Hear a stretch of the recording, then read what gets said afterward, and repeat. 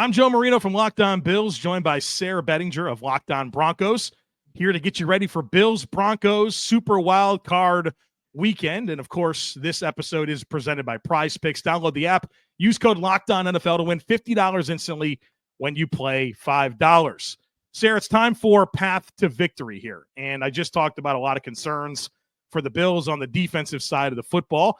All that being said, the Bills are favorites in this game. If you go to our friends over at FanDuel, they have the Bills as an 8.5-point favorite. For Denver to come into Buffalo and really ruin the season for the Buffalo Bills, and then you get a chance to go play the Chiefs if they win. That's the guaranteed thing. You get that date. We all remember that 14-16 blocked field goal situation. Now, if we don't really week 18, that didn't mean anything. But what's it going to take to get that third matchup against Kansas City for Denver? Well, I always think it's so easy to say, well, you got to win the turnover battle. You got to convert on third downs. You got to do this, that, and the other. So let's get super specific here. All right. So number one key to victory for the Denver Broncos is let Marvin Mims stay hot. Let Marvin Mims cook out there, baby. He's been the key for this offense since the trade deadline. Have to keep him involved, have to continue getting him opportunities to create big plays for your offense because he's the one guy that's been creating those big plays over the last 2 months. Number two key, you have to manage the game well. If you're Sean Payton, there can't be any situations where everybody is wondering, why did he not call a timeout here? Why did he not do this? Why was he throwing in this situation and not running in this situation? Why do we abandon the run in this situation? I mean, X, Y, Z. You can go back over the course of the season. Sean Payton has done a tremendous job, but at times, the game management, the flow of the game, there's been some questionable decisions there. And then number three, I think you're going to need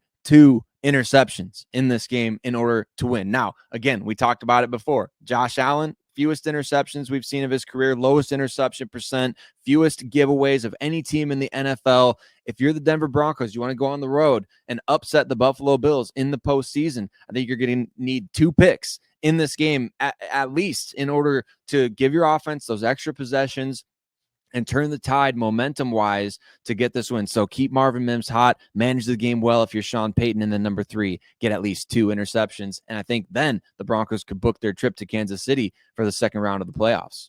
Man, I love Marvin Mims.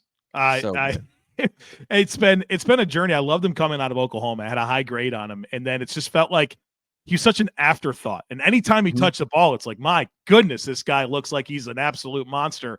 And we've seen that really kind of crank up. Good return guy, too. Over 16 yards per punt return, over 27 yards per kick return for his career. He hasn't taken one to the house yet. I think there's only a matter of time there on the return stuff.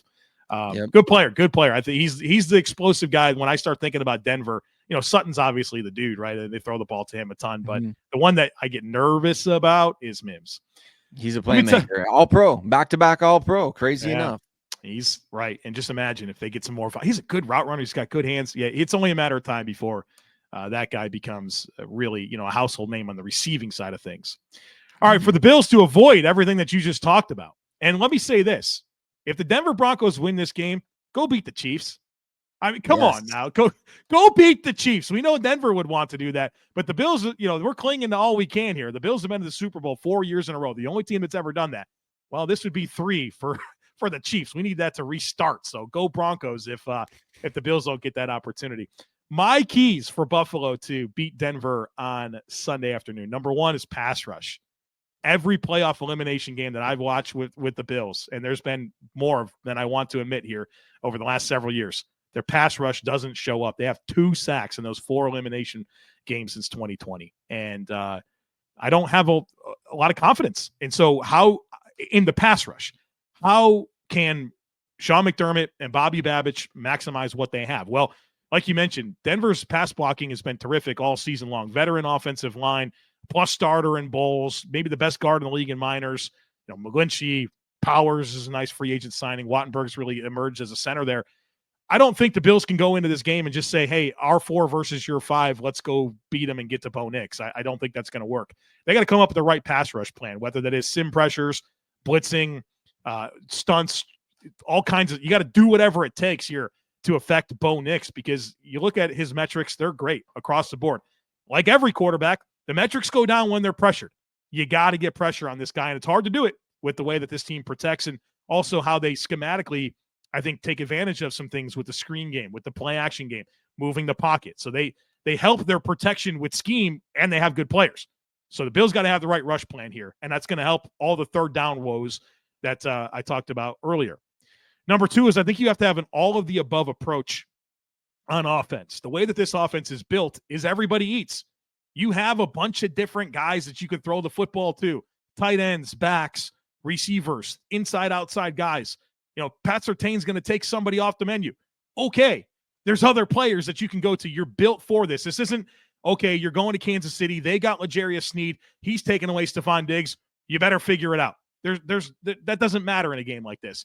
You have to be able to go out there and take advantage of exactly the team that you've built, that they can't take away that one thing, because there's not one thing to take away. And I think whether that's short passes, the play action game, the screen game, the Bills have been opportunistic there. They have a very, very multiple run scheme. Josh Allen's involvement in the run game, he's like 32 yards away from becoming the all-time leader in playoff rushing yards for a quarterback. There's no tomorrow. This is the time where you empty it all out there and do what you're designed to do offensively against a great Denver defense. And then number 3 is you got to stay good in the red zone. Denver, unbelievable red zone defense. They only allow a touchdown 47% of the time, less than half the time.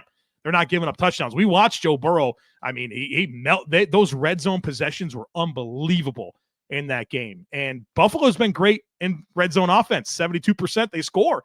Josh Allen, probably the best red zone quarterback in the NFL. Can you stay good there where Denver's good? And I think there's a lot of matchups of like good on good. When you think about the Bills pass protection, they've been really good. Josh Allen, the least sacked quarterback in the NFL, against obviously the team that not only from a raw volume perspective have the most sacks, but as a percentage of plays, 9% of the time they get a sack, highest pressure rate there.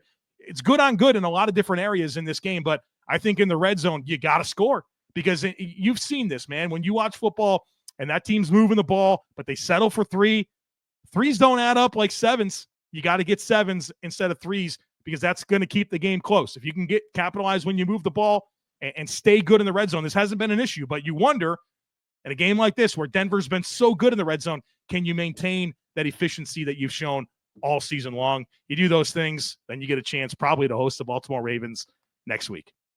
And those are the things that exactly have kept the Broncos in games against good teams. Like you mentioned, they're 8.5-point underdogs in this game, which I find interesting because they've only lost one game by more than one score this entire season. It was against the Baltimore Ravens. So going to be fascinating. I think it's got a chance to go either way, blowout or close game, one way or the other. Joe, I think there's some intangible storylines that are fascinating as well, like Josh Allen, the guy, the one who got away, John Elway's biggest mistake, his own self-proclaimed biggest mistake.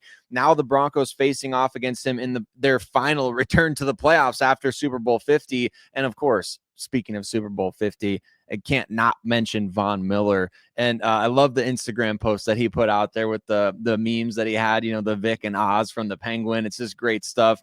How fitting that the Broncos returned to the playoffs for the first time in 9 years since Super Bowl 50. They would be going up against Von Miller, who might be in his swan song. I don't know. It could be. I mean, maybe he plays another year or two, but very interesting, intangible storylines here as well.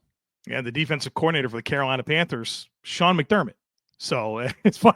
The last time Denver was in the Super Bowl, we see them beat the Carolina Panthers in the Super Bowl. Shout out Cam Newton. Great job recovering that fumble. I'll never forget that. But Von Miller was Super Bowl MVP. I mean, that is crazy to think about this. Two teams that have had long droughts. Again, we'll win the Suck Olympics here. The Bills with 17 years without the playoffs there. But Denver, like a team that, I mean, I'm almost 40 years old. Denver's, for like the first 30 years of my life, always good. Always good. Even like different iterations of the team, always good. So it's been really strange. I think you look at some of that ownership transition and you wonder how much that plays into it.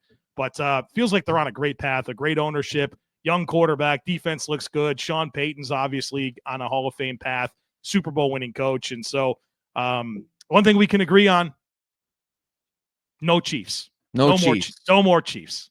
Get them out. Get them out of here. Get him out of there.